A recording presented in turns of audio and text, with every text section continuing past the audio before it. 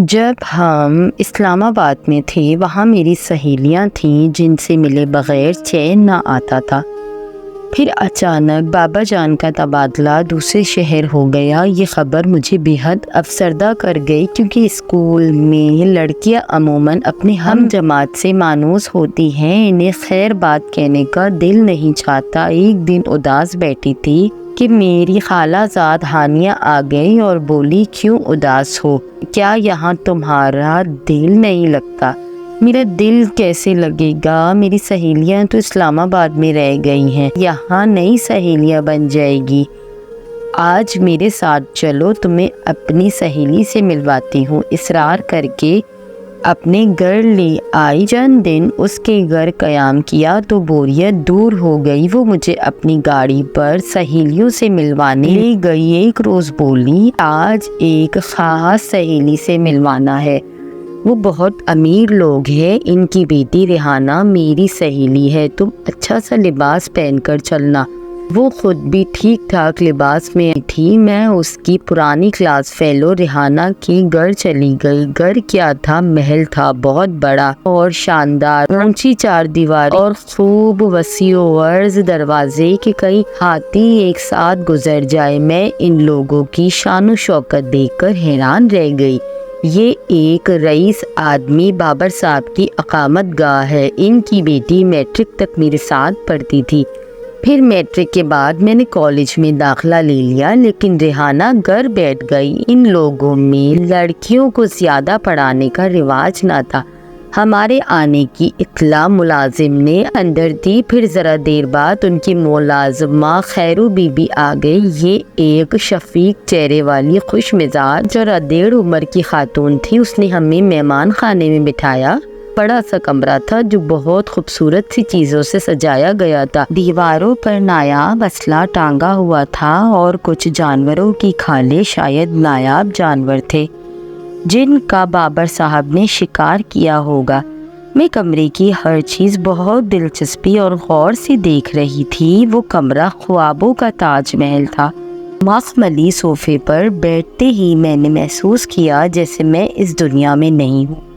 پھر تھوڑی دیر بعد ریحانہ اپنے روایتی لباس میں شاہانہ انداز میں کمرے میں داخل ہوئی۔ گرم جوشی سے مجھ سے ملی۔ چند لمحے کی توقف سے ایک دوسری خاتون بھی آ گئی۔ یہ ریحانہ سے 2 برس ہی بڑی ہوگی۔ سرخ و سفید رنگت اور نفیس اور سادہ لباس، اس کی دلکشی دیکھ کر میں دنگ رہ گئی۔ چہرہ 14ویں کے چاند جیسا، مگر آنکھیں کھوئی کھوئی تھی۔ میں نے چونک کر ان آنکھوں میں دیکھا تو اس نے نگاہوں کو جھکا لیا جیسے کسی راز کے افشا ہونے سے ڈرتی ہو۔ 19-20 برس کی عمر میں بھی وہ متین اور سنجیدہ شخصیت کی حامل تھی۔ ہانیہ سے خوش اخلاقی سے ملی اور کہا، بڑے دنوں بعد آنا ہوا۔ جب سے کالج میں داخلہ لیا ہے زیادہ وقت پڑھنے میں گزرتا ہے، جی تو چاہتا ہے مگر میں آ نہیں سکتی۔ آج اپنی کزن کو آپ لوگوں سے ملوانے لائی ہوں۔ ہانیہ نے میری طرف اشارہ کیا، تبھی مانور نے میری جانب قدم بڑھا اور روایتی انداز سے گلے لگا لیا۔ اس کے لباس سے ایسی خوشبو آ رہی تھی کہ میری روح تک معطر ہو گئی۔ یقیناً یہ کوئی بے حد قیمتی اور نایاب سینٹ تھا۔ پھر دونوں خواتین ہمارے استقبال کے بعد صوفے پر بیٹھ گئیں۔ اتنے میں ان کی ملازمہ بہترین اور ذائقے دار مشروب لے کر آئی۔ ہانیہ اور ریحانہ آپس میں بات چیت کرنے لگی، جبکہ ریحانہ کی بھابھی مجھے بغور دیکھ رہی تھی۔ میں نے کچھ باتیں کی اور پھر ہم ان کی خاطر تواضع سے سرفراز ہونے کے بعد آ گئے۔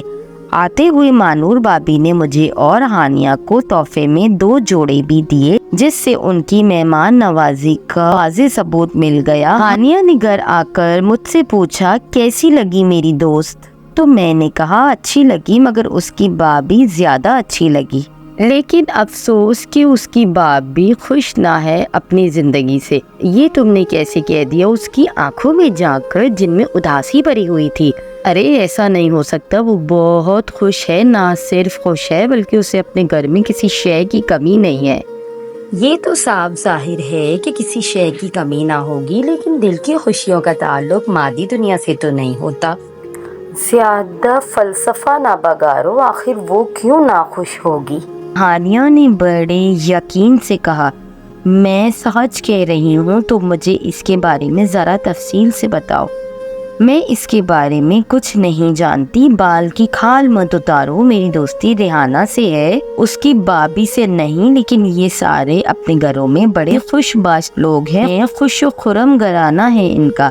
اچھا، دوسری بار ملیں گے تو میں یہ بات ثابت کر دوں گی کہ مانور خوش نہیں ہے، تم مجھ سے شرط لگا لو اس کے مسکراتے چہرے کے پیچھے کوئی المناک کہانی ضرور چھپی ہوئی ہے۔ ایک ہفتے کے بعد میں نے دوبارہ مانور سے ملنے کا ارادہ کیا۔ ہانیہ نے کہا، اتنی جلدی جانا مناسب نہیں ہے، پہلے ریحانہ کو فون کروں گی، اگر وہ بلائے گی تو پھر ہی چلے جائیں گے۔ ہانیہ نے فون کیا، ریحانہ اپنے ماموں کے گھر گئی ہوئی تھی، اس کی بابی نے فون اٹھایا، ہانیہ سے بات کی، میرے بارے میں بھی پوچھا، تو ہانیہ نے فون مجھے دے کر کہا، لو بات کر لو، مانور بابی تمہاری خیریت معلوم کر رہی ہے۔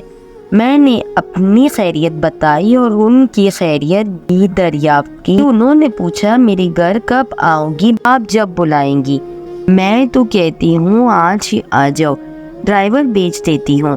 ٹھیک ہے، کیوں نہیں، خود میرا بھی دل آپ سے ملنے کو چاہ رہا تھا۔ پھر اگلے روز انہوں نے ڈرائیور بھیج دیا۔ ہانیہ نے جانے سے معذرت کی، کہا کہ میرا ٹیسٹ ہے، لہٰذا میں اکیلی ہی ان کے گھر چلی گئی۔ مانور بابی کو اپنا منتظر پایا، وہ بہت خوش ہو کر ملی۔ مجھے محسوس ہوا یہ خاتون تنہائی کا شکار ہے یا پھر میں انہیں پسند آ گئی ہوں۔ انہوں نے کافی دیر تک بٹھایا اور کھانا کھلایا اور بہت سی بات ادھر ادھر کی کرتی رہیں۔ دوبارہ ملنے کا وعدہ کر کے میں آ گئی۔ میں نے کالج میں داخلہ لے لیا تو دل سے اداسی کے بادل بھی چھٹ گئے۔ میں خوشی خوشی پھر سے زندگی کی مصروفیت میں رواں دواں ہو گئی۔ پھر 15 روز بعد ریحانہ کا فون آیا، کہنے لگی، ہانیہ میں ماموں کے گھر سے واپس آ گئی ہوں، پلیز کسی روز آؤ، ہم بہت بور ہو گئے ہیں۔ مجھے لگا کہ فون اس کی بابی نے کرایا ہے۔ ہانیہ سے کہا، چلو چلتے ہیں۔ ارے تم پاگل ہو، ہر روز کا آنا جانا انسان کی قدر گھٹا دیتا ہے، میری کزن نے جواب دیا، کچھ روز اور گزرنے دو پھر چلیں گے۔ اس وقت تو میں خاموش رہ گئی، لیکن 2-4 روز بعد میں نے ہانیہ کے گھر فون کیا۔ اس کی بابی نے اٹھایا، میری آواز سن کر چہک اٹھی، کہنے لگی، میں نے ریحانہ سے فون کرایا تھا لیکن تم لوگ نہ آئے، اب آ جاؤ، تم کہو تو ڈرائیور بھیج دو۔ ہانیہ کے ٹیسٹ ہو رہے ہیں، وہ نہیں آ سکے گی۔ ارے کوئی بات نہیں، تم آ جاؤ ہنیرا، مجھے تمہارے آنے سے خوشی ہوگی۔ میں تجسس کی ماری بہانہ ڈھونڈ رہی تھی، اس نے ڈرائیور بھیجا اور میں اس کے گھر چلی گئی۔ وہ منتظر تھی، مجھے دیکھ کر خوشی کا رنگ چہرے پر بکھر گیا۔ اپنے کمرے میں لے جا کر بٹھایا، اصرار کیا کہ کھانا کھا کر جانا، میں نے تمہارے لیے خاص طور پر ٹہمبا پلاؤ بنایا ہے۔ پھر تھوڑی دیر بعد مجھے لان میں لا بٹھایا اور پھولوں کی کیاری کی جانب غور سے دیکھنے لگی۔ مجھے لگا کہ آج اس کا دل بہت اداس ہے۔ کیا بات ہے بابی؟ مجھے لگتا ہے کوئی پریشانی ہے جو اندر ہی اندر آپ کو کھا رہی ہے، مجھے نہ صحیح کسی اور کو بتا دے۔ انسان کو اپنے دل کا بوجھ ضرور ہلکا کر لینا چاہیے، اس طرح پریشانی کو اندر ہی اندر چھپائے رکھنے سے انسان بیمار ہو جاتا ہے۔ میں نے اس کی دکھتی رگ پر ہاتھ رکھ دیا۔ وہ جلدی سے بولی، کیسے بتاؤں، جانے کیوں تم وہ ہستی لگتی ہو جس سے رازی دل کہنا مناسب لگتا ہے، جی چاہتا ہے کہ تمہیں رازداں بنا لوں۔ بابی یہ تو آپ کا بڑا پن ہے، ورنہ میں اس لائق کہا، تم مجھے بابی نہ کہو، مانور کہو، میں تمہیں اپنا دوست سمجھتی ہوں، تم بھی مجھے اپنا دوست سمجھو۔ میں نے اس کے ٹھنڈے ہاتھ پر ہاتھ رکھ دیا، اس کی آنکھوں میں آنسو جھلک آئے۔ میں آپ کی بہنوں جیسی ہوں، کیا آپ رو رہی ہیں؟ اس بات پر بے اختیار اس کی آنکھوں سے آنسو گر پڑے۔ میں مانور کو روتے دیکھ کر گھبرا گئی۔ ارے بتاؤ مانور، آپ کو کیا غم ہے؟ کیا آپ اپنی زندگی میں خوش نہیں ہو؟ سبھی سمجھتے ہیں کہ میں عیش و عشرت میں جی رہی ہوں تو بہت خوش ہوں، لیکن مجھ سے زیادہ بدقسمت شاید ہی کوئی ہوگا۔ آخر کیوں؟ مجھے بتائیے۔ اگر دوست سمجھتی ہیں تو اس نے کہنا شروع کیا، ہنیرا یہ بات 9 برس پہلے کی ہے، جب میری شادی نہ ہوئی تھی۔ ہم کوئٹہ میں رہتے تھے، وہاں بہت اچھا وقت گزر رہا تھا۔ اپنے والدین کی میں لاڈلی تھی، خاندان کی اکلوتی اولاد اور جائیداد کی تنہا وارث۔ ان دنوں میرے والد کا ایک کزن اقرار کوئٹہ پڑھنے آیا ہوا تھا، تو دادا ابو نے کہا کہ تم ہمارے یہاں رہو، یہاں بہت جگہ ہے۔ انہوں نے اس کو مہمان خانے میں ٹھہرایا۔ میں 12 سال کی تھی اور مہمان خانے چلی جاتی تھی۔ وہاں وہ پڑھ رہا ہوتا تھا، میں اس سے ایک معصوم بچی کی طرح محو گفتگو ہو جاتی، طرح طرح کے سوالات کرتی، وہ ہر سوال کا جواب دیتا۔ امی مجھے اس کے ساتھ بات کرنے سے منع نہیں کرتی تھی، لیکن جب میں 13 برس کی ہو گئی، امی جان کو احساس ہوا کہ اب مجھے مہمان خانے کی طرف نہ جانا چاہیے، لیکن مجھے اقرار اچھا لگتا تھا تو میں موقع ملتے ہی اس کی طرف جا نکلتی۔ ایسا لگتا کہ جیسے ہم دونوں دوست ہوں۔ میں اتنے بڑے گھر میں اکیلی ہوتی، کوئی دوست یا بہن، حتیٰ کہ ہم عمر بھی کوئی نہ تھا، کوئی مجھ سے باتیں کرنے والا نہ تھا۔ پھر رفتہ رفتہ وہ میرے ذہن میں بسنے لگا۔ اتنی معصوم تھی کہ جیون ساتھی کا مطلب نہیں سمجھتی تھی۔ پھر گھر میں سبھی لوگ اسے پسند کرتے تھے، لیکن میں اس کی دیوانی تھی۔ جب تک اس سے بات نہ کر لیتی مجھے سکون نہ آتا۔ 1 سال اور پلک جھپکتے گزر گیا۔ میں کچھ اور سمجھدار ہو گئی۔ میں 15 برس کی ہو چکی تھی۔ ایک روز دادا جان سے میری والدہ نے پوچھا، کیا آپ نے شادی کی تاریخ پکی کر دی ہے؟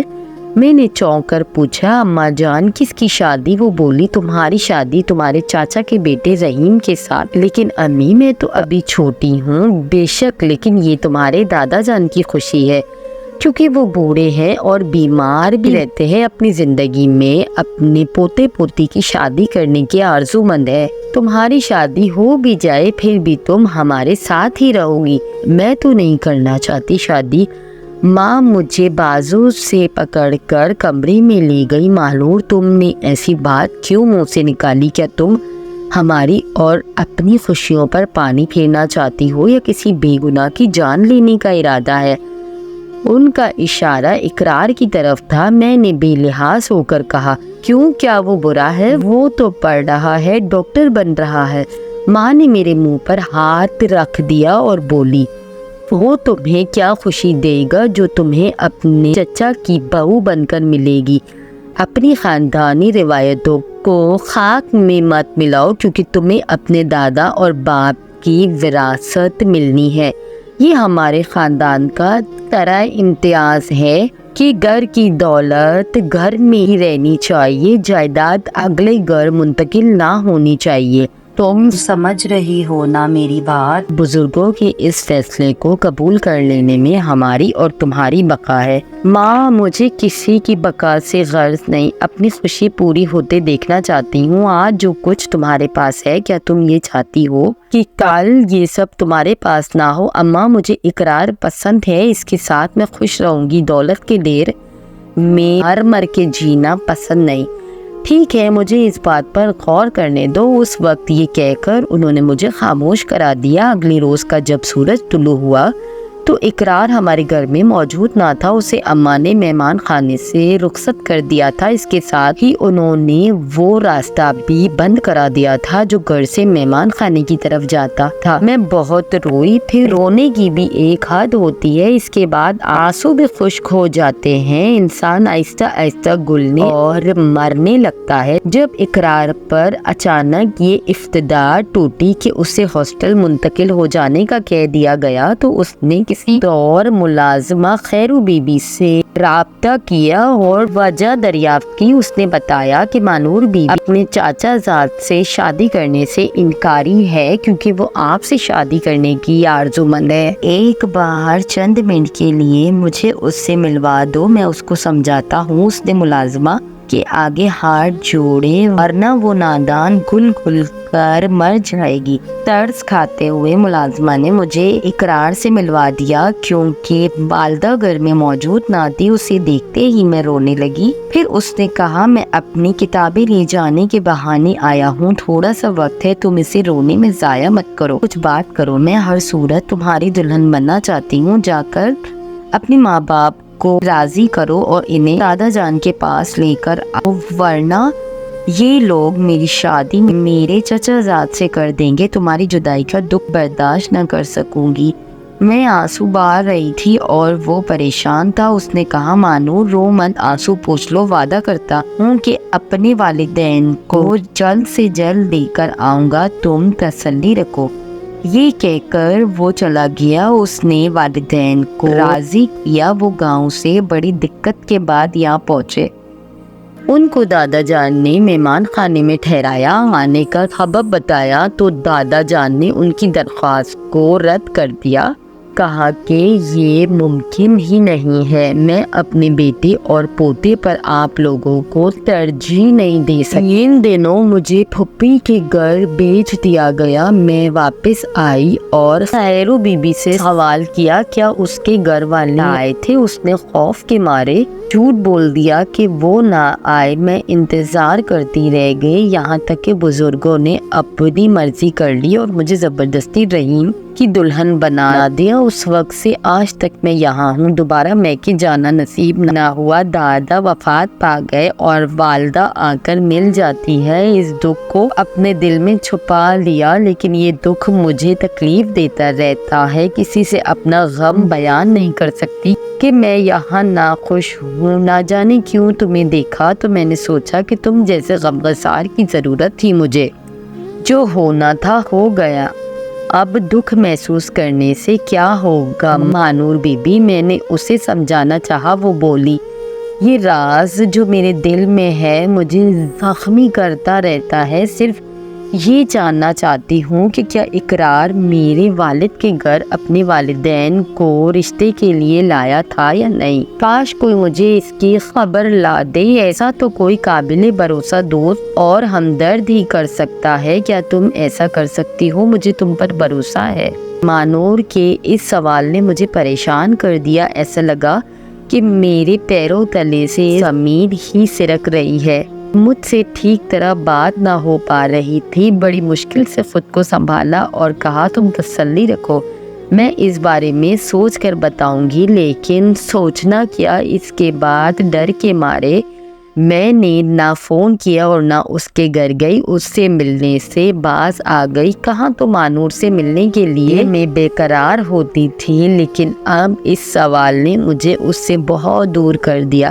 اب میں اس سے دور ہی رہنا چاہتی ہوں۔ ہانیہ سے کہا کہ اگر مانور میرے بارے میں پوچھے تو کہنا کہ وہ لوگ واپس اسلام آباد چلے گئے ہیں۔ میں مانور کی غمگسار نہیں بننا چاہتی کیونکہ میں نہ اس کا دکھ بانٹ سکتی ہوں اور نہ کچھ اس کی مدد کر سکتی ہوں۔ بھلا پھر میں کس طرح اس کی غمگسار بنتی؟ اس نے کئی بار ڈرائیور کو بھیجا، میں نہ گئی۔ یوں دن پر دن گزر گئے، یہاں تک کہ سال گزر گیا۔ یقیناً وہ میری طرف سے مایوس ہو گئی ہوگی۔ ایک دو بار ہانیہ نے اصرار بھی کیا کہ مانور فون کر کے تمہارے بارے میں پوچھتی ہے، چلو اس کے پاس چلتے ہیں، اسے تو کہیں آنے جانے کی اجازت نہیں، ہم پر تو کوئی پابندی نہیں ہے۔ میں نے انکار کر دیا۔ ہانیہ حیران تھی کہ پہلے تو میں اس کے پاس جانے کے لیے اصرار کرتی تھی، اب انکار کرتی ہوں، کیا وجہ ہے؟ وجہ میں ہانیہ کو نہ بتا سکتی تھی کہ مانور کا مندمل زخم جو میں نے اپنی حصے جستجو کی وجہ سے کوریدا تھا وہ پھر سے ہرا ہو گیا ہے اور اسے بہت تکلیف دے رہا ہے، اور میں اس کے زخم پر مرہم بھی نہیں رکھ سکتی۔ وہ ایک بڑے آدمی کی بہو ہے، اس کی دوستی کی متحمل ہونا ایک دشوار امر تھا اور اس کا غمگسار ہونا بڑے حوصلے کی بات تھی، کیونکہ کسی راز کو راز رکھنا بڑی بات ہے، کجا غمگسار ہونا، وہ بھی ایک شادی شدہ عورت کی کسی ایسے کام میں مدد کرنا جس کا انجام بھیانک ہو، بھلا کیسی عقل مندی کی بات تھی۔ میں نے اسی لیے اس آگ سے کنارہ کر لیا جس آگ کی تپش دور سے گزرنے والے کو بھی جلا دیتی ہے۔ میں نے دوستی کا ہاتھ بڑھا کر پھر اس سے خیر آباد کہہ دیا۔ اس بات کا افسوس ہے مجھے